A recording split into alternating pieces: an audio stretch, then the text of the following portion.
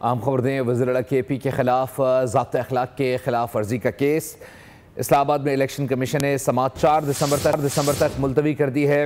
वज़ीर KP को आइंदा समाअत पर हाजिर से इस्तिस्ना दे दिया गया। इलेक्शन से कबल वज़ीर आज़म भी ऐसा खिताब करते तो नोटिस जारी होता। वकील ने कहा कि दीगर हलकों में भी ज़ाब्ते अखलाक के खिलाफ वर्जियाँ हुई, किसी को नहीं बुलाया गया। चीफ इलेक्शन कमिश्नर ने कहा कि ज़ाब्ते अखलाक के खिलाफ वर्जी पर वज़रा और उम्मीदवारों को तलब किया गया है, जबकि वज़ीर के वकील को हिदायत की गई है कि आइंदा समाअत पर तहरीरी जवाब जमा कराएँ।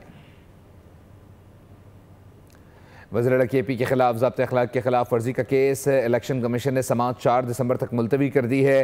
वज़ीर KP को आइंदा समाअत पर हाजिर से इस्तिस्ना दे दिया गया है। मज़ीद जानते फ़ात चौधरी से फ़ात बताइएगा।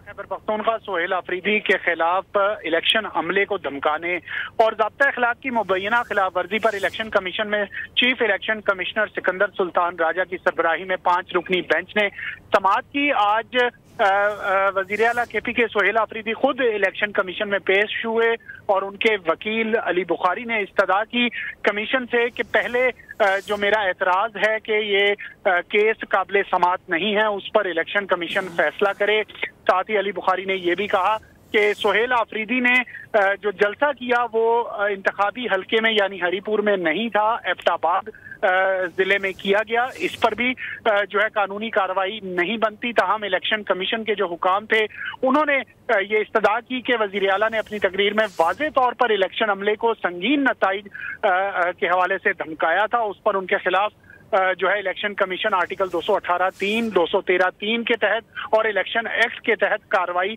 कर सकता है। बहरहाल इलेक्शन कमीशन ने ये कहा कि काबिल समाअत होने से मुतालिक हम अपना जो मुनासिब ऑर्डर है वो जारी कर देंगे। वज़ीर आला KP को आइंदा समाअत पर हाजिरी से इलेक्शन कमीशन ने इस्तिस्ना दे दिया है। साथ ही ये भी हिदायत की कि तहरीरी जवाब जो है आइंदा समाअत पर जरूर जमा करवाया जाए। उसमें जो बाबर नवाज हैं जो कि कामयाब होने वाले उम्मीदवार हैं हल्का NA 18 से, उनकी जो दरख्वास्त है उस पर भी तहरीरी जवाब जमा करवाने की हिदायत की गई है वज़ीर आला KP को। बहुत शुक्रिया अपडेट करने के लिए। सब्सक्राइब करें और बेल दबाएं ताकि कोई खबर रह न जाए।